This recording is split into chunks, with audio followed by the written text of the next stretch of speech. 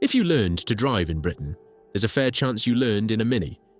It was the student's first car, the young family's runabout. The driving lesson car parked on 10,000 quiet streets. At its peak, it poured out of Longbridge at more than 300,000 a year, and by the end more than 5 million had been built.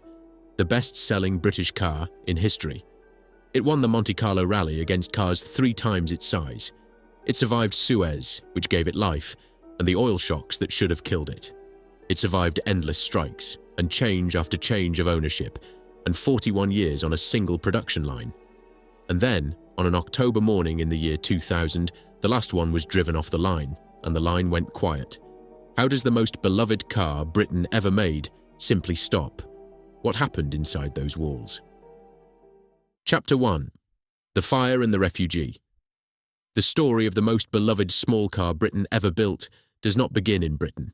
It begins on a burning waterfront on the far side of Europe, in a city that no longer exists by the name it had then. And it begins with a boy watching the only world he'd ever known go up in flames. The city was Smyrna. Today, it is Izmir, on the Aegean coast of Turkey. In the autumn of 1922, it was a place of harbours and merchant houses, of Greeks and Armenians and Levantine traders, and it was dying. The Greco-Turkish War had reached its terrible conclusion. Fire swept the waterfront.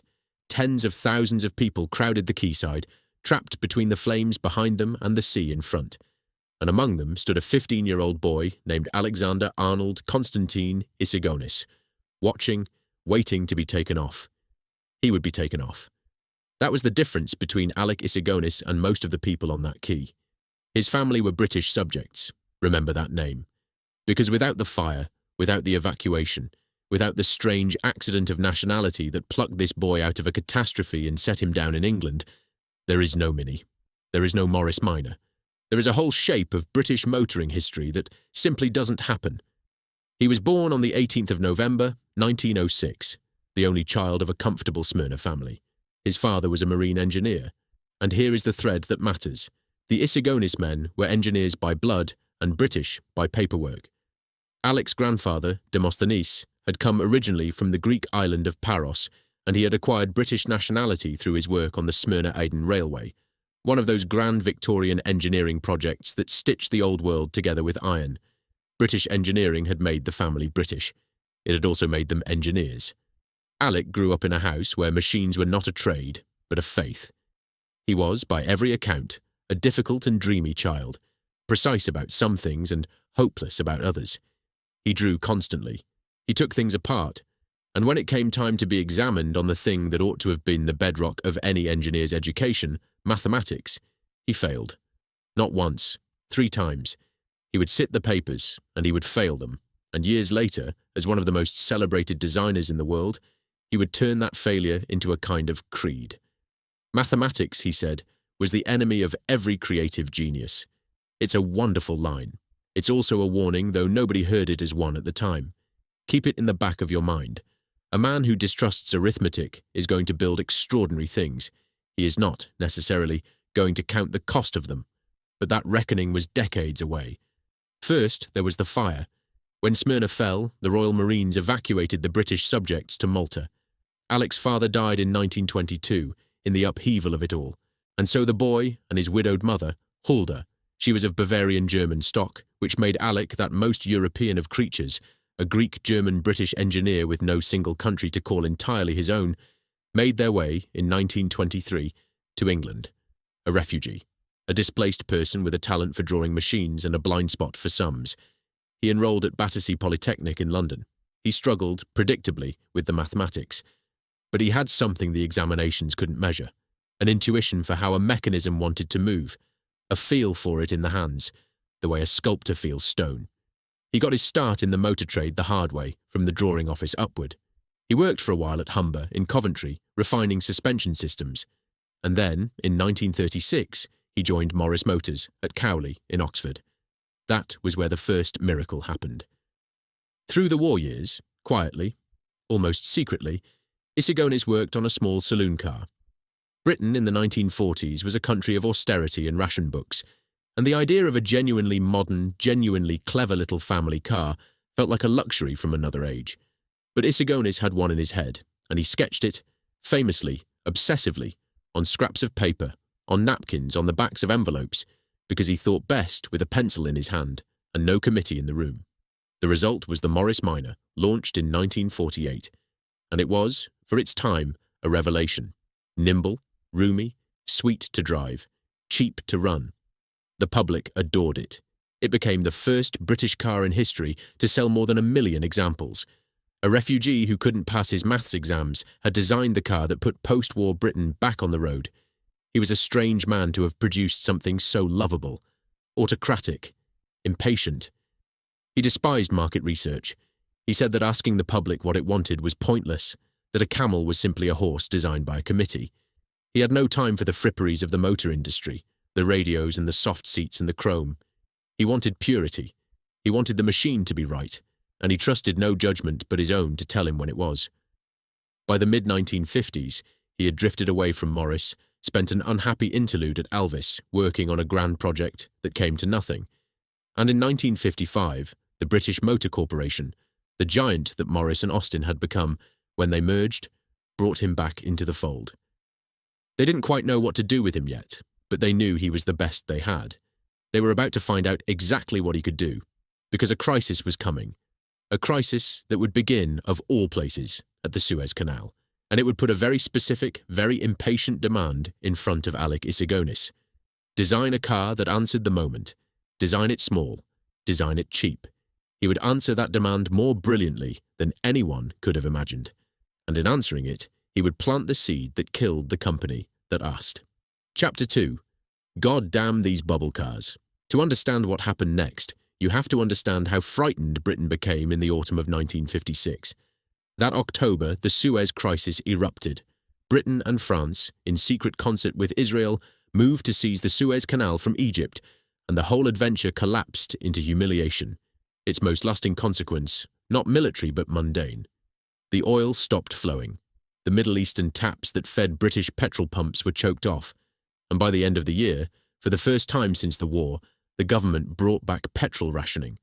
For a nation that had just begun, tentatively, to fall in love with the motor car, it was a cold shock.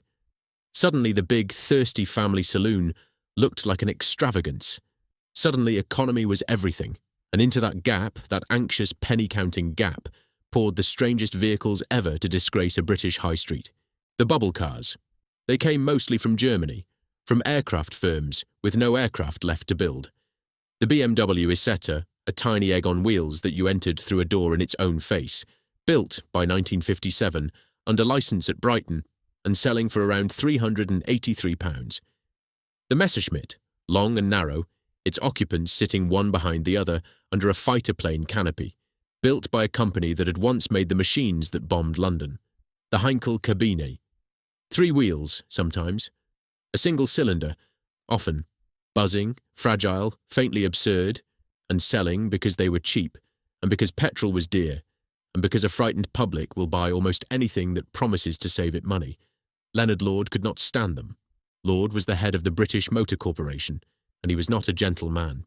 He had come up the hard way, through the tool rooms and the machine shops, and he ran his empire like a man who remembered exactly how much a mistake cost on the factory floor. BMC was, at that moment, one of the largest car companies on the face of the earth. Britain was the world's second biggest car manufacturing nation, and BMC alone accounted for something close to 2/5 of everything Britain built. Lord sat at the top of all of it, and he looked out at the bubble cars cluttering up his country's roads, and he felt something close to disgust. In March of 1957, he called Isigonis in and gave him the directive that would change everything. The words have come down to us, and they are pure Leonard Lord.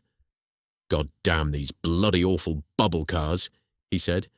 We must drive them off the streets by designing a proper small car. Then he drew the box. Lord was specific about the shape of the thing he wanted, and his specifications were brutally simple. The whole car was to fit inside a box 10 feet long, 4 feet wide and 4 feet high, and of those 10 feet of length, fully 6 were to be given over to the people inside. Passengers first, machinery crammed into whatever was left. And one more rule, the rule that mattered more than any of the others, the rule that would echo down the decades. It had to use an engine BMC already made. No expensive new power unit. Use what's on the shelf. Issigonis went away to build the impossible. He assembled a team, and the astonishing thing about that team is how small it was. Not hundreds of engineers. A handful. There was Jack Daniels, who had worked with him on the Morris Minor and understood how Issigonis's mind moved. There was Chris Kingham, brought from the Alvis years. There was John Shepherd, 2 engineering students, 4 draftsmen. That was very nearly the whole of it, the entire design team for the most influential small car of the 20th century could have fit around a large dinner table. They worked fast, and they worked in secret, and by July of 1957 they had a running prototype so crude and so odd-looking that they called it the Orange Box. Formerly, it was Project ADO-15, but the name that stuck was the Orange Box, and inside that ugly little shell was a set of ideas so radical that they would define how small cars were built for the next 50 years and more. Here was the first, and the greatest. Every other car put its engine in lengthways, pointing down the bonnet, driving the rear wheels through a long shaft that ate up cabin space. Issigonis turned the engine sideways. He mounted it transversely, across the car, and he drove the front wheels directly. That alone saved enormous space, but he went further, much further and much more strangely. He needed somewhere to put the gearbox, and there was no room. So he put it underneath the engine, in the sump, and he had the gearbox share the engine's own oil. Nobody had done that. Nobody in their right mind wanted to. Engineers told him it wouldn't work, that the 2 systems would foul each other, that it was madness. He did it anyway. The wheels were the next act of genius. He pushed them right out to the 4 corners of the car, as far apart as they would go, which gave the little machine the road holding of something far more expensive and freed up every inch of the middle for the people. And to make wheels that small work at all, he went to a friend, a brilliant, independent-minded engineer named Dr. Alex Moulton, who devised a suspension not of steel springs, but of rubber cones. Compact, clever, utterly unconventional. Exactly the sort of thing that appealed to Issigonis's contempt for the ordinary. And then there were the touches that made people smile. The windows slid rather than wound, which saved the space of the winding mechanism and gave the doors deep, useful storage bins along the bottom. There is a story, much repeated, that Issigonis sized those door bins precisely to hold a bottle of Gordon's gin, the ingredients, as he saw it, of a proper dry martini. Treat that one as legend. But it tells you something true about the man, even if the measurement never happened. He was designing, always, for the life the car would actually live. When it was all added up, the result was almost unbelievable. In a car just 10 feet long, Issigonis had freed up around 80% of the floor space for passengers and their luggage. 4 adults could sit in comfort in a machine barely longer than some of today's motorcycles and sidecars. The engine, cut down deliberately from 948 cubic centimeters to 848, reduced on purpose to blunt the top speed and keep the thing safe, produced around 34 horsepower, enough for 70 miles an hour, enough for 40 miles to the gallon. It was, by any measure, one of the finest pieces of packaging in the history of the motor car. A small miracle of space and thrift and lateral thinking, dreamed up by a refugee who couldn't do his sums, for a boss who wanted the bubble cars dead. There was only one question left. Would Leonard Lord like it? Chapter 3. Build the bloody thing. On the 19th of July, 1957, Leonard Lord came down to Longbridge to drive the thing himself. His deputy came with him, a man named George Harriman, smooth where Lord was rough, the coming power at BMC, and a name to hold on to because Harriman is going to matter enormously before this story is done. The 2 of them climbed into the little prototype, and Lord drove it around the works. He was gone about 5 minutes. When he came back, he didn't deliberate. He didn't convene a committee, which was just as well, given what Issigonis thought of committees. He simply looked at his designer and issued the second great command of the Mini's creation, as blunt and as final as the first. Build the bloody thing. And so they did. But wanting a car and being able to sell one are 2 very different things, and between Lord's blessing and the public's embrace lay 2 years of frantic, difficult work, and a genuine crisis that very nearly drowned the Mini before it ever reached a customer. Drowned, as it turned out, is exactly the right word, because the early cars leaked. They leaked badly. In the rush to production, the seams of the floor pan had been assembled with the flanges turned the wrong way, facing outward into the weather, and in heavy rain the water found its way in and pooled in the footwells. Owners reported sitting in puddles, reported carpets that squelched. It was the kind of fault that could have sunk the car's reputation in its first season, a clever little machine that couldn't keep the rain out. There's a famous story that when the problem was first reported, Isigonis's instinct was to blame the driving, not the design, before the truth was traced to those reversed seams. The flanges were turned back the right way. The leaks stopped. But it had been close, and it was a first small lesson in a truth this company would never quite learn, that brilliance in the drawing office means nothing if the sums and the details on the factory floor don't add up. They pressed on. And in August of 1959, Britain met the Mini. Except it wasn't called the Mini. Not yet, and not officially. In the peculiar way of BMC, the same car was launched twice under two badges for two different dealer networks. To the Austin side, it was the Austin 7, a deliberate echo of the little Austin that had put Britain on wheels in the 1920s, sometimes styled Say-Ven to make the point. To the Morris side, it was the Morris Mini Minor. They were identical cars, distinguishable only by the pattern of the grille. It was, if you think about it, a slightly absurd way to sell a revolutionary product, to launch it competing against itself. But nobody thought much of that in 1959. That habit, the habit of selling one car under many names, felt like shrewd marketing. It would come to look like something else entirely. The name that survived, in the end, was the small one, the nickname. Mini. Lord Nuffield, the old Morris himself, is said to have suggested it. It was the only part of the whole enterprise that cost nothing and lasted forever. Here is what should have happened next. A grateful nation, thrilled by this ingenious, affordable little car, should have queued around the block. It didn't. This is the part the legend tends to skip. The Mini, that future national treasure, very nearly flopped. In its first full year, the car that would go on to sell more than 5 million examples struggled to find buyers. Total production in 1959 came to fewer than 20,000 cars, and of those, only around 7,800 sold in Britain itself. The public didn't quite know what to make of it. It was so small, so different, so cheap that respectable buyers were faintly suspicious of it. A car that looked, to some eyes, like something you'd be embarrassed to be seen in. The dealer stocks weren't there, and BMC's chronic, self-inflicted curse was already at work. The plant at Cowley was shut down by a strike for 3 weeks in 1959, in a dispute over a worker named Frank Horseman, at the very moment the company needed every car it could build. For a few anxious months, the Mini looked like it might become a footnote, a clever idea that the public had politely declined. And then, slowly, it turned. It caught on abroad first, oddly enough, before it fully caught on at home. Then the tide came in behind it.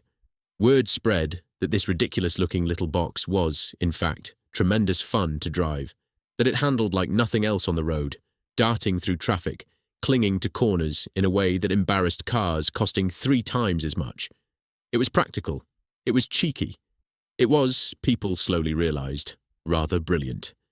By 1960, it was comfortably outselling the aging Austin models it had been designed to replace, and the numbers were climbing, and the momentum was building, and the little car that nobody had wanted was becoming the little car that everybody did. The Mini had arrived. Isigonis had done exactly what Leonard Lord asked. He had designed a proper small car, and it was driving the bubble cars off the streets, just as commanded. But there was a number underneath all of this. A number set at the very beginning, almost as an afterthought, in the same spirit of thrift and defiance that had produced the whole car. It was the price. And that number, that single fateful figure on the bottom of the order form, had not been arrived at by any careful reckoning of what the Mini actually cost to build. It had been chosen, more or less, to win. And across the Midlands, at a rival firm, a group of very careful accountants were about to buy one of these cars, take it completely to pieces, and add up what BMC apparently could not. Chapter 4. The Giant Killer. The man who saw what the Mini could really do was not Alec Isigonis. Isigonis had designed a people's car, and he was oddly protective of that idea. What changed everything was a friendship and a racing driver's instinct for a machine that was better than it knew. John Cooper was that racing man. Born in 1923, he ran a small, brilliant formula racing operation out of Surbiton, and his little rear-engined single-seaters were in the process of humbling the great names of Grand Prix racing. Cooper and Isigonis were friends, and when Cooper got his hands on one of the early Minis and threw it around, he felt immediately what the public was only starting to sense, that beneath the shopping trolley bodywork lived a genuine competition car, a giant killer waiting to be let off the leash. Isigonis wanted no part of it. "These cars are not designed for competition use," he told his friend. "They are a people's car." It was a purist's answer, and it was wrong, and Cooper knew it was wrong. So he did what everyone at BMC eventually learned to do when Isigonis dug his heels in. He went over his head to George Harriman. Harriman drove the hotted-up prototype, and Harriman, who was a businessman where Isigonis was an artist, said yes, cautiously. He agreed to build 1,000 of them. That was the number needed to qualify the car for racing, to homologate it, and 1,000 felt like a safe, sensible, contained sort of number. The Mini Cooper went on sale on the 20th of September, 1961, at £679. John Cooper, for lending his name and his genius to the thing, took a royalty of £2 on every car sold. Hold on to that 1,000. Because by the time the first Cooper generation had run its course, BMC had not sold 1,000. It had sold nearly 25,000. The gap between what the company predicted and what actually happened was enormous, a company guessing at 1,000 and being wrong by a factor of 25. It was wonderful news. It was also, if anyone had cared to notice, a quiet sign of a firm that did not really understand its own business, a firm that could design the future but could not count it. Nobody was counting. They were too busy winning. Under a sharp, ruthless competitions manager named Stuart Turner, the Mini Cooper went rallying, and it became a legend on the most brutal stage the sport had, the Monte Carlo Rally. Turner assembled a team of drivers the press called the Three Musketeers. There was Paddy Hopkirk from Northern Ireland, all charm and nerve. There were two ice-cool Finns, Timo Mäkinen and Rauno Aaltonen, who drove on snow and ice as though they'd been born on it. In 1964, Hopkirk and his co-driver Henry Liddon took the little Mini Cooper S up against the mountains and the Mercedes and the mighty Ford Falcons, and they won the Monte Carlo Rally outright. A car the size of a garden shed, beating the giants, on the hardest event in the world. Britain went slightly mad for it. The following year, 1965, Timo Mäkinen won it again, and won it in a snowstorm so ferocious that he completed the final stages with a perfect score. Not a single penalty point. The Mini wasn't just competing with the great cars of Europe, it was making fools of them. And then came 1966, and the moment that tells you everything about how the world felt about these cars. The Minis finished first, second and third, a clean sweep, total, humiliating domination. And then the French scrutineers disqualified them. The stated reason was the headlamps, a technicality about the dipping filaments, a rule interpreted in the narrowest, most convenient possible way. The victory was handed instead to a Citroën, driven by a Finn named Pauli Toivonen, who by most accounts was thoroughly embarrassed to have won a race he knew he hadn't. Almost nobody in Britain believed it was anything other than a stitch-up, a bit of national favouritism to stop the little English cars making the home teams look ridiculous. And the strange thing is that the disqualification did the Mini more good than another clean win ever could have. It turned a sporting result into a grievance, and a grievance into a legend. The Mini was now the plucky underdog that the establishment had cheated. You could not have designed better publicity if you'd tried. The following year, 1967, Aaltonen won it back, properly, and settled the argument. 4 times in 4 years, the Mini had gone to Monte Carlo and made the motoring world gasp. The people's car had become a hero. And heroes, in the 1960s, belonged to a very particular place. They belonged to London. Chapter 5. Swinging London. By the middle of the decade, the Mini had stopped being merely a car. It had become a piece of the times, as much a part of the 1960s as the miniskirt it shared a name with, as the music pouring out of the clubs, as the whole giddy, class-dissolving swirl of swinging London.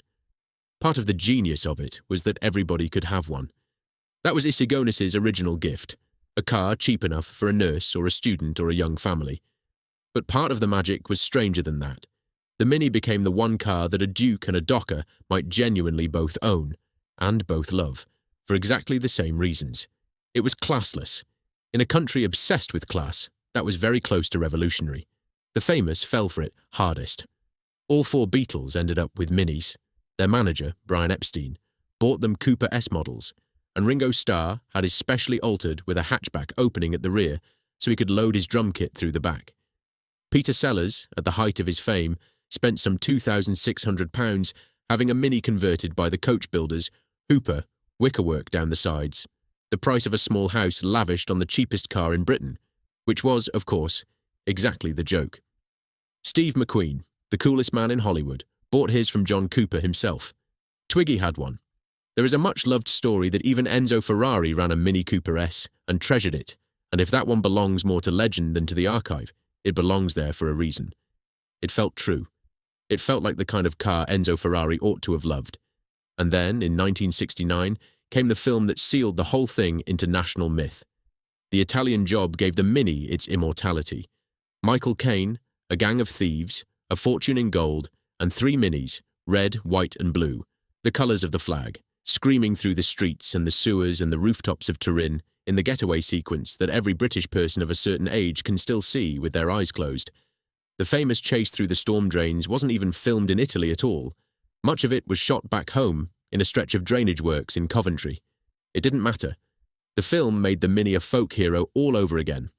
And here, right here at the very summit of the car's fame, is where you catch the first proper glimpse of the strange blindness at the heart of BMC. The company did not understand what it had. When the producers came asking for cars, BMC, the maker of the star of the film, grudgingly handed over just 6 Minis and made the production team buy the rest at cost. Fiat, an Italian company with no stake in the thing at all, is said to have offered the filmmakers a fleet of its own cars for free, simply to get them on screen. BMC couldn't see the value in its own creation being made a legend in front of millions. There's a small, telling story that Isigonis, for his part, was so pleased with the film that he reportedly hired an entire cinema to watch it in private. The artist understood what he'd made. The company that owned him did not. The public understood too, and they voted with their wallets. The milestones came thick and fast now. The millionth Mini was built in February of 1965. By June of 1969, the 2 millionth rolled off the line. And that same year, the Mini was finally granted its own identity, becoming a mark in its own right. No longer an Austin or a Morris, but simply, gloriously, a Mini. The millionth car for export followed in 1970. Everything, from the outside, looked like triumph. The car was adored. It was winning races, starring in films, carrying Beatles and film stars and half the young couples in Britain. It was, by every visible measure, one of the great success stories of the British century. But a car is not made in London clubs or Turin sewers or on Monte Carlo mountainsides. A car is made in a factory by tens of thousands of people, in a corner of Birmingham most of those film stars never saw. And to understand what the Mini truly was, and what it would cost to lose it, you have to leave the glamour behind and go to the place where the real story lived. You have to go to Longbridge. Chapter 6. The Men Who Made It. It had begun, like so many British industrial stories, with one determined man and a derelict building. In November of 1905, a Yorkshire-born engineer named Herbert Austin bought an abandoned tin printing works beside the Bristol Road on the southern edge of Birmingham. He haggled hard for it. The asking price was £10,000, and Austin beat it down to £7,750 before he'd sign. He started with around 270 men. By 1910, there were 1,000. By the end of the First World War, with the works turning out shells and aircraft and lorries for the front, there were 22,000. It became, simply, the Austin.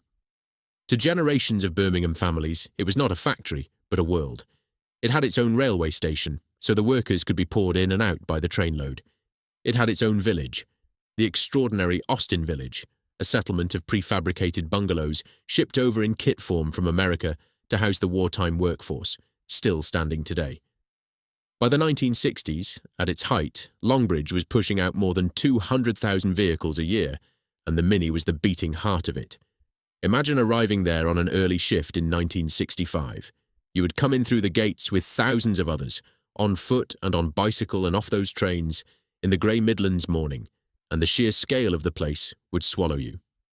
The East Works, where the Mini's entire power unit was assembled, that impossible transverse engine with the gearbox tucked into its sump, hummed and clattered with a rhythm that never really stopped. There was a new building, Cab 2, Car Assembly Building 2, thrown up specifically to feed the world's hunger for Minis, and rising over it all stood the multi-storey car park they'd built in 1961, a 9-storey concrete monster more than 100 metres long, big enough to hold well over 3,000 cars, and the largest of its kind anywhere in the world when it opened. Longbridge did nothing by halves. Inside, the noise had texture. The stamping presses came down with a concussion you felt in your chest and the soles of your feet. There was the whine of the lines, the hiss of air tools, the endless clang of steel meeting steel, and underneath it, the smell. Cutting oil and hot metal and cellulose paint and drifting from the canteen, the fry-up and the strong tea that fueled the whole enterprise. A young lad on his first day would be half deafened and half thrilled, because this was where the cars came from, the cars he'd seen on the telly and in the films, and here they were being born by his own townsfolk's hands. And they were his townsfolk. That was the thing about Longbridge. Families worked it across generations. The grandfather in the tool room, the father on the track, the son coming in behind them, aunts in the canteen, uncles in the drawing office. The plant shaped whole districts around it. Northfield and Longbridge and the streets that ran down to the works, the way a cathedral once shaped a medieval town. When the hooter sounded the end of a shift, the roads filled with a river of people, and the pubs filled after them, and the wage packet on a Friday was the thing that built a life, a mortgage, a holiday at the seaside, a first car of your own, very often a Mini bought at a staff discount. It was also, and this matters for everything that comes later, a place of enormous collective power. Some 18,000 manual workers laboured at Longbridge, organised under the shop steward system into a formidable industrial force. The great unions ruled the floor, the Amalgamated Engineering Union and the Transport and General Workers Union, and the conveners who led them, men like Dick Etheridge, wielded a shop floor authority that could stop the whole vast machine dead with a word. In the good years, that power was part of the pride of the place, the strength of working men who knew their worth. In the years to come, that same power would tear the company apart. But not yet. In the golden age, standing on that floor, watching the Minis flow off the line in their thousands, bound for London and Turin and 140 countries beyond, a worker could be forgiven for thinking this would go on forever. They were making the most beloved car in Britain. How could it possibly end? Chapter 7. The Summit. There is always a summit, a highest point from which every direction is down, though nobody standing on it can ever quite believe that. For the Mini, the summit came around 1971. In that single year, Longbridge and BMC's overseas plants together built 318,475 Minis, better than 250,000 of them from Longbridge alone. It was the most the company ever made in 1 year, before or after, the absolute peak of production of the most popular car Britain had ever built. Sit with that number for what it represents, because it will not come again. 3 million Minis had rolled out by October of 1972, making it the first British car in history to reach that mark. The car had its own identity now, its own mark, its own legend. It had conquered the rally stages and the cinema screens and the streets of swinging London. Years later, in 1999, a jury of 133 motoring journalists from 33 countries would sit down to vote for the car of the century, and they would place the Mini second in the entire history of the automobile, behind only Ford's Model T and ahead of the Volkswagen Beetle, the Citroën DS, the Porsche. Second in the world, ever. By every measure a company could see, this was total triumph. And here is the terrible thing. Here is the irony that sits at the dead centre of this whole story, the thing that makes it a tragedy rather than merely a decline. Every single one of those Minis, every one of that record-breaking 318,000, made the company a little bit weaker, because BMC was selling them too cheap. It had been selling them too cheap from the very first day. And volume, when you're losing ground on every unit, is not strength. Volume is a treadmill. The more Minis the company built, the more beloved the brand became, and the more beloved the brand became, the harder it was to ever raise the price to what the car actually cost. And all the while, the money that should have been pouring in to design the next generation of cars simply wasn't there. The love was real. The fame was real. The profit was a mirage. You can already see it in the accounts if you look closely at the peak. For all the record production, BMC's underlying health was slipping. In one interim period in the mid-60s, the company's profit had actually fallen compared with the year before, falling even as it built and sold more cars than ever, with tens of thousands of vehicles lost to strikes on top. More cars, less money. It was the strangest kind of success, the success that hollows you out from the inside. But 1971 was the summit, the highest point before the fall, and standing there on the top of it, with the Minis pouring off the lines and the whole world in love with the little car, nobody inside those walls could see the cliff they were about to walk off. They should have seen it.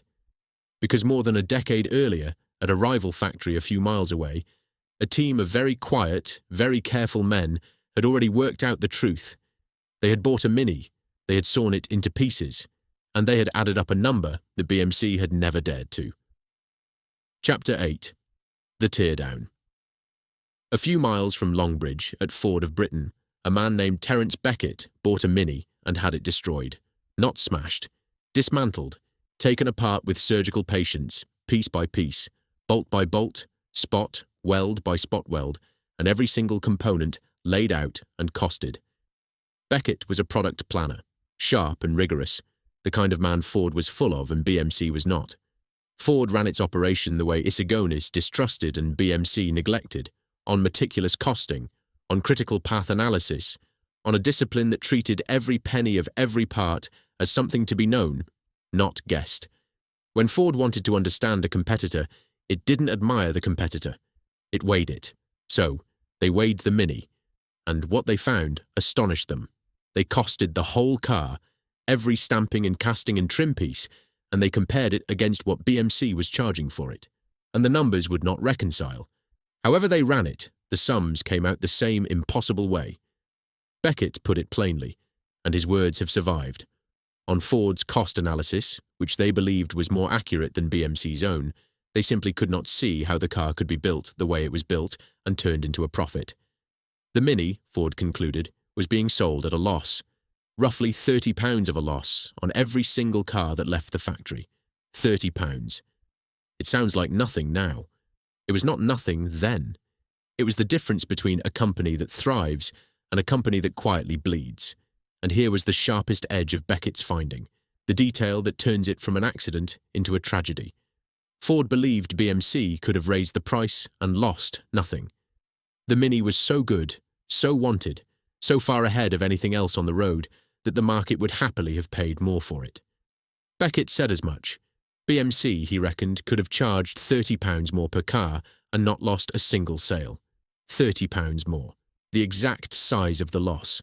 BMC was, in other words, giving away its profit for nothing. Not to win customers it would otherwise have lost. It would have kept them anyway.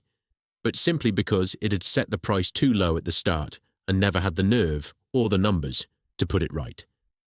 Another Ford man on that analysis, Alex Trotman, who would one day rise to run the whole of Ford worldwide, remembered the exercise for the rest of his career. Ford worked out that the Mini cost about the same to build as their own Anglia, but Ford made a healthy profit on every Anglia, something like £50 a car. BMC, on a car that cost roughly the same to make, made nothing, worse than nothing. When Ford, in the way these things happen in a small industry, let BMC know what it had found, the picture that emerges is not one of gratitude or alarm, or a company rushing to correct a catastrophic error. BMC didn't believe it, or wouldn't. The suspicion at BMC was that Ford was up to something, playing some game, trying to trick them into raising their prices so that Ford could undercut them. Skullduggery. That was the word that went round, and so BMC did nothing. It kept the price where it was. It kept losing its £30 a car, and it kept building more and more cars to lose it on, and it congratulated itself on its soaring sales. Now, honesty demands a pause here, because this is the beating heart of our whole story, and it deserves to be told straight. That £30 figure rests substantially on the memories of the Ford men who did the work, on Beckett and Trotman recalling it years afterward, and on the careful reconstructions of historians since. No single surviving internal Ford document has been produced that stamps the number as gospel, and at least one rival account puts the loss much smaller, at around £5 rather than 30. BMC, for its part, always insisted it made money on the Mini overall, on the plush versions, the Cooper and the Riley Elf, and the Wolseley Hornet, with their higher prices, and on the stripped-out little vans sold to tradesmen. The loss, if loss there was, sat heaviest on the cheapest, most basic saloon. And there's a deeper subtlety still. Ford costed the Mini as a snapshot, early on, when the great expense of the tooling was fresh. The Mini went on to be built for 41 years. Spread the cost of those tools across 4 decades and millions of cars, and the arithmetic softens. Ford's verdict may well have been true in 1960, and much less true by 1975. So the honest framing is not that a single accountant's error doomed a company overnight. It's something sadder and more human than that. The underpricing of the Mini was the perfect symptom of a disease. A company that could dream up the most brilliant car of its age and could not or would not do the sums to make it pay. The refugee who called mathematics the enemy of genius had built a masterpiece, and the company around him had never learned to count. The Mini didn't kill BMC with one clean blow. It revealed, in that unraised £30, exactly why BMC could not save itself. Chapter 9. 26 platforms. Once you start looking, the failure to count is everywhere. Consider the sheer, baffling sprawl of what BMC sold. Ford of Britain built its cars on 4 basic platforms. 4. BMC was running around 26 different underlying designs, an engineering and manufacturing nightmare, and layered on top of it a marketing habit so strange it had a name: badge engineering. The same car, sold as an Austin and a Morris, and a Riley and a Wolseley, and, for the larger models, an MG and a Vanden Plas besides.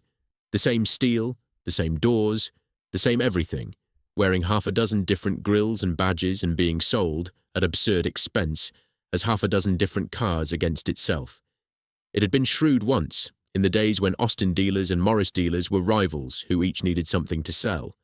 By the 60s, it was, in the phrase of the time, badge engineering gone mad. There was a man who saw it clearly and tried to stop it.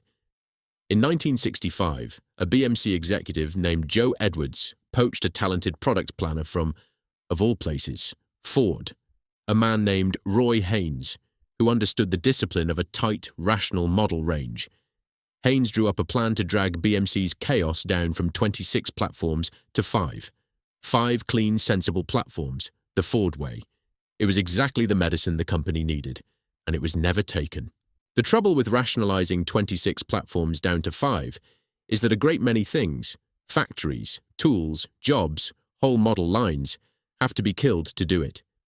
The redundancies were, in the polite language of the boardroom, unpalatable to senior management. It was easier to carry on. It was always easier to carry on. So Haynes's plan stalled, and the sprawl remained, and BMC went on manufacturing its own confusion. Meanwhile, the company's founder genius was becoming a problem of his own. Isigonis, lionized, knighted in 1969, was given his head, and his instincts, so perfect for the Mini, were less sure elsewhere. He designed cars for engineering purity rather than for what people wanted to buy or what made money. He had contempt for the very idea of styling, of marketing, of finding out what the customer desired. In a company that already couldn't count, here was a chief engineer who thought counting and asking and calculating were beneath him. The gifts that made the Mini were becoming the flaws that sank the firm, and underneath it all, the cash was draining away. To secure its supply of car bodies, BMC bought the Great Pressed Steel Company in 1965. The following year, 1966, it took over Jaguar for something over £18 million, becoming British Motor Holdings. These were not the bold moves of a confident giant. They were defensive huddles, a weakening company pulling its suppliers and neighbours in close. And when a credit squeeze hit the country in the summer of 1966, BMC was caught badly exposed. Around 70,000 cars it couldn't sell piling up, and 20 to 30,000 workers facing redundancy. The company that made the most popular car in Britain was running short of money. The disease was no longer hidden. And now, from Whitehall, came a cure that would prove worse than any illness. Chapter 10. The Marriage of the Weak and the Strong. The idea came from the government, and it came dressed as salvation. By 1968, the Labour government of Harold Wilson looked at the wreckage of the British car industry and decided something had to be done.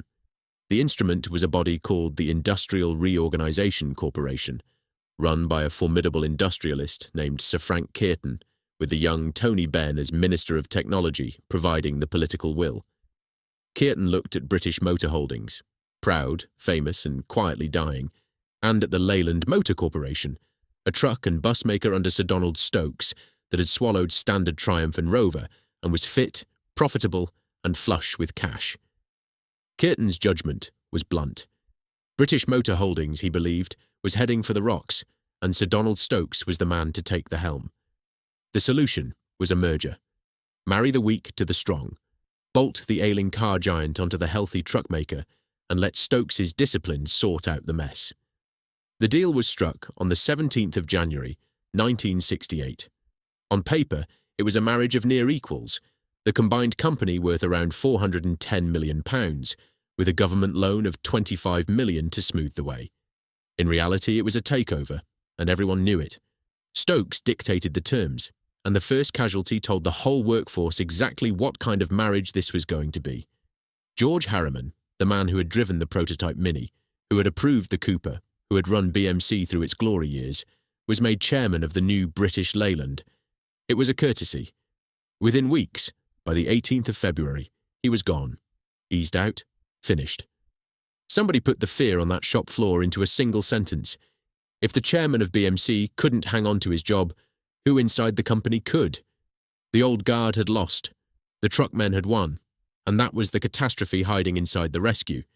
Because the truckmen did not understand cars. Leyland's managers knew lorries and buses, machines sold in ones and tens to hard-headed fleet buyers, not cars sold in millions to a fickle, fashion-led public.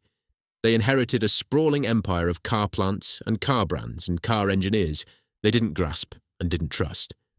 The two sides of the new company distrusted each other from the first day. There was no clean rationalization, no merging of the platforms, no sharing of the parts. The very thing the merger was supposed to achieve. BMC's people guarded their patch, Leyland's people guarded theirs, and the hidden weakness inside British Motor Holdings turned out to be far worse than Leyland had ever realized when it signed. They had married the weak to the strong, hoping the strong would prevail. Instead, the weak dragged the strong down with it. British Leyland was born sick, and it never had a well day in its life. But the deepest wound of the merger was not financial or managerial. It was this. It killed the future. It murdered the cars that could have saved everything. Chapter 11. The Successors That Never Came. Alec Isagonis had already designed the car that should have replaced the Mini. He called it the 9X. It was an all-new small car, a proper hatchback, more refined and more modern than the Mini in almost every way. The Mini's own creator improving on his masterpiece. A decade before the rest of the world caught up with the idea, it reached prototype stage. And then the merger came, and the 9X was axed, cancelled. The first victim of British Leyland, killed almost before the ink on the deal was dry. The single most valuable thing BMC owned, the ability to design the next Mini, was thrown away in the confusion. There was another, a project called ADO 74, worked up by engineers including Charles Griffin and the gifted stylist Harris Mann, a genuine super Mini to carry the company into the 1970s. It reached an advanced semi-engineered stage, and then, in 1972, British Leyland's number 2, a finance man named John Barber, looked at the roughly £130 million it would cost to tool up for it, and cancelled it too. The timing of that decision is almost unbearable to look at now. Barber killed the new small car in 1972. The following year, in 1973, the Middle East went to war. The oil price quadrupled overnight, and the entire world suddenly, desperately wanted exactly the kind of small, economical car that British Leyland had just decided not to build. It was a spectacular act of mistiming, the company cancelling its lifeboat the year before the flood. So, what did they give the Mini instead of a successor? a new nose. In 1969, they had launched the Mini Clubman, which was, in essence, the same aging car with a squared-off front end grafted on. A facelift, a bit of cosmetic surgery on a design conceived in the 1950s, offered up in place of the genuine replacement that kept being drawn and kept being killed. And when a real new small car finally did arrive, the Metro, in 1980, it came a full decade too late. And the ancient Mini it was meant to replace stubbornly outlived it anyway. The pattern is the cruelest thing in the whole story. Again and again the company designed the car that could have saved it. Again and again it lacked the money, or the nerve, or the coherence to build it, and every time a successor died on the drawing board, the old Mini was sent back out to soldier on, beloved, brilliant, and quietly draining the firm, exactly as it had done since 1959. The company was trapped inside its own greatest creation. It could not afford to replace the Mini, and it could not afford to keep building it, so it kept building it, and the trap closed tighter. Chapter 12. Red Robbo and the Long War. By the middle of the 1970s, British Leyland was no longer bleeding, it was hemorrhaging. In 1975, the company collapsed financially and went, cap in hand, to the government. What it got was nationalisation. A businessman named Sir Don Ryder was sent in to write the report that would decide its fate, and the Ryder report led the state to take the company over. The government injecting an initial £246 million in return for a 95% stake, with vast further sums promised over the years to come, capital expenditure that would eventually be counted in the billions. The most famous small car in the world was now, in effect, owned by the taxpayer, and Ryder's people made a decision so strange it beggars belief. Their panel, which contained just one person from the motor industry, and he from Ford, pushed the idea of badging everything under one name. The name they chose was Leyland. Leyland. When the whole world knew that Leyland was the name on the front of a lorry, and that the treasures of the company were Austin and Morris and Mini and Jaguar and Rover, names with decades of love and meaning behind them, they proposed to throw all of that away and call it after a truck. It was of a piece with everything else, a company that could not see the value of the things it owned. But the deepest agony of these years was not in the boardroom. It was on the shop floor, in a war that tore the company apart from the inside. The shop steward power that had once been the pride of Longbridge had curdled into something else. Industrial relations imploded into a spiral of strikes, walkouts, and stoppages so relentless that the plant became a byword for chaos. Between 1971 and 1975, British Leyland lost around 13.5 million working days to strikes. Cars sat half-finished. Orders went unmet. The reputation of everything the company made sank under the weight of it. The face of it, in the public mind, became a Longbridge convener named Derek Robinson. Red Robbo, to the newspapers, a committed communist and a formidable organiser, blamed by the management and the press for a staggering number of disputes, something like 523 walkouts at Longbridge in a 30-month period. Whether that figure is fair is another matter. Robinson's defenders, then and since, have argued that he was made a scapegoat for a management that couldn't manage, that the real chaos came from the top and he was blamed for resisting it. The truth, as ever, is contested. But the perception was fatal, and the Italians twisted the knife.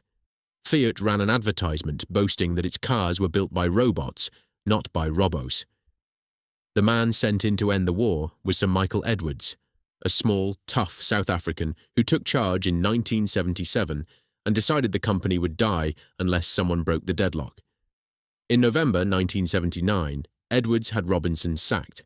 He claimed the disputes Robinson was linked to had cost the company £200 million and 62,000 cars. The workers, in the end, drifted back rather than walk out over him. The long war on the shop floor was, more or less, over, but it had been a war of the company against itself, fought while the money ran out and the cars grew old, and there is no victory to be found in it. Only exhaustion. Only the slow using up of one of the great industrial enterprises of the age, in strikes and sackings and mistrust, until there was very little left to fight over. The Mini, through all of it, kept rolling off the line, older every year, more beloved every year, and the company that made it passed now from hand to hand to hand. Chapter 13. The Last Car. It went to British Aerospace, and then, in 1994, to Germany. BMW bought the Rover Group, for that was what the wreck of British Leyland had become, and the Germans poured money in with genuine intent. But the losses were vast and unending, and in the British press, the company acquired a bleak nickname, the English Patient, after the film, a body being kept alive at enormous cost with little hope of recovery. BMW tried. It could not make the thing pay, and a story went round, bitterly told, that when the German company sought some modest government help to modernise the old Longbridge works, the Chancellor, Gordon Brown, declined it, and that this refusal helped push BMW towards building its coming new Mini not at Longbridge at all, but at Cowley. In March of 2000, BMW gave up. It broke the company apart. It would keep the Mini brand and the Cowley plant for itself, and build a bright new German-engineered Mini there. It sold Land Rover to Ford, and the rest, the Rover cars, the vast wounded Longbridge works, it prepared to let go for almost nothing. There was a fight for it. An outfit called Alchemy Partners came forward, then withdrew when the government added conditions. A professor named Carl Chin led a march through Birmingham against the asset strippers. In the end, a consortium led by a former Rover chief, John Towers, bought Rover and Longbridge for a nominal £10 on the 9th of May, 2000. The unions backed them. The public backed them. They had promised to keep the volume production going, to keep the jobs, to save the works. They were hailed that spring as the men who had saved Longbridge. Hold that thought. Hold the cheering, because it is about to become the most bitter irony in a story already full of them. But first, there was a funeral to attend. The classic Mini, the real Mini, Isigonis's Mini, the car that had run since 1959, had finally reached the end. The ancient shell could not meet the new European rules on crash safety and emissions. The design that had been so far ahead in 1959 was now, after 41 years, simply too old to go on. BMW's new Mini was coming to replace it, and so, on the 4th of October, 2000, they built the last one. It was the 5,387,862nd Mini, a red Cooper Sport with a number plate that read, simply, the years of its life, 1959 to 2000. And it was driven off the Longbridge line by the 1960s pop singer Lulu, to the sound of the theme from The Italian Job, the getaway song The Self-Preservation Society, playing over the works one final time. The car went to the museum at Gaydon to sit beside one of the first Minis ever built, the beginning and the end of the line parked side by side. 41 years, more than 5 million cars, the best-selling British car ever made, and the second most important car in the entire history of the automobile. And it ended with a pop song and a red Cooper and a plate that spelled out its own dates like a headstone. The Mini was gone, but the factory was not. Not yet, and what happened there next would turn a tragedy into something close to a scandal. Chapter 14. The 42 million and the silence. For a little while, it looked as though the saviours might really have saved it. In its first year under John Towers and his consortium, 4 businessmen, the press came to call the Phoenix 4, together with the managing director Kevin Howe. The company sold strongly, something like 170,000 cars in 2001. The gates were open. The workers had their jobs. The promise, it seemed, was being kept. But MG Rover never made a profit. Not once. Not in a single quarter of a single year of its short life. The losses gathered, year on year, mounting into the hundreds of millions. And as the company slid towards the edge, the men who had bought it for £10, who had been carried on the shoulders of a grateful city, arranged their affairs rather differently from the workers whose futures they'd promised to protect. Over the years they held the company, the 4 members of the consortium, and their managing director, drew, between them, something in the region of £42 million in pay and pensions. £42 million out of a company that never earned a penny of profit, that was sliding steadily towards collapse, that had been handed to them as a rescue. When the government-appointed inspectors finally investigated it all, a report that ran to 830 pages and cost £16 million to produce, they found the sum to be, in their careful language, out of all proportion to what the men had achieved. They found a trust fund of nearly £13 million. They found that one of the four had used a piece of software called Evidence Eliminator on his computer. And on the 8th of April 2005, after takeover talks with a Chinese carmaker collapsed, MG Rover went into administration. It owed its creditors close to £1.33 billion. Around 6,500 people lost their jobs at Longbridge, and thousands more down the supply chain that fed it. The end of the last great British-owned mass car maker, the end of the line that ran back through Leyland and BMC and Herbert Austin's tin printing works to the beginning of the century. No criminal charges ever came of it. A serious fraud office inquiry brought no prosecutions. In 2011, the four men were disqualified from acting as company directors for between 3 and 6 years, and years afterward, the accountants who had advised them were fined many millions. That was the reckoning, such as it was. 5 men had ended up £42 million richer. 6,500 had ended up with nothing. Stand at Longbridge now. Most of it is gone. Demolished, cleared. The vast works that once turned out 250,000 minis a year swept away between 2007 and 2011. In its place, there is a college, a large one, with room for thousands of students. There is a town centre with a Sainsbury's supermarket, opened in 2013. There are shops, an inn, offices, new houses, a park where the little river Rhea, long buried, has been brought back up into the daylight. It is pleasant. It is ordinary. It is the sort of place that could be anywhere in England, and that is precisely the point. There is almost nothing left to tell you that this was once one of the great industrial cathedrals of the world. A few fragments survive if you know where to look. Part of an old assembly building, a structure named after Cecil Kimber, a bricked-up entrance to the worker tunnels where a Mini was once found and now sits in a museum, and a small remnant of engineering work, leased by the Chinese firm that bought the MG name, employing a few dozen people on a corner of the ground where 22,000 once laboured in wartime and 18,000 in the Golden Age. 40-odd people, where there were tens of thousands. The silence is the strangest thing. A works that ran for a century has a sound to it. The presses, the lines, the tannoy, the low, endless hum of a place built for noise and never quiet. When that stops, what you notice is not the absence of the sound. It is the presence of a silence that has the wrong shape, a quiet that does not belong. And here is the last irony, the one the whole story has been walking towards. The Mini did not die. The name lives and thrives and sells all over the world. The new Mini, built at Cowley in Oxford, where the very first Morris Mini Minor came together in 1959. It is a global success. It is profitable, it is loved, it is German. The car survived. The company that made it did not.